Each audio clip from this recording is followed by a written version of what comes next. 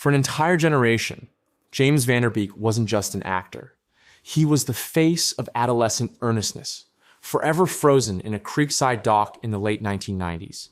For years, Van Der Beek lived in the shadow of the crying meme, a 3-second loop of raw teenage heartbreak that defined his public persona more than any subsequent performance. This created a profound professional bottleneck, where an artist with significant range was forced to navigate a world that wanted him to remain a 19-year-old aspiring filmmaker forever.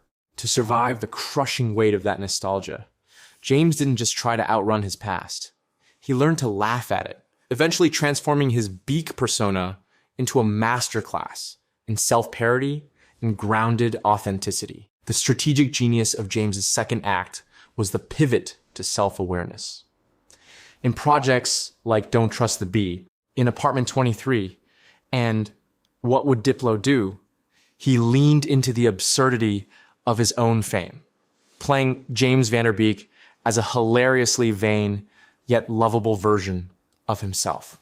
This era marked his transition from a passive icon to an active architect of his own narrative. He wasn't just an actor seeking the next gig. He became a father seeking presence, proving that the most successful comeback isn't necessarily a box office hit, but a reclaimed life. However, in late 2024, James's journey took a sudden, visceral turn with a stage 3 colorectal cancer diagnosis. This introduced the final, most poignant chapter of his life, the vulnerability crisis.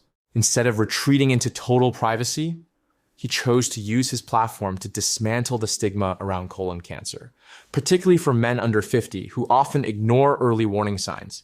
He became a face for the biohacking and wellness community, highlighting the terrifying reality that even someone in peak physical shape, living on a ranch, doing cold plunges, and eating clean could be blindsided by a silent killer. His final years were defined by a brutal honesty that far surpassed any script he ever read. He wasn't just Dawson anymore.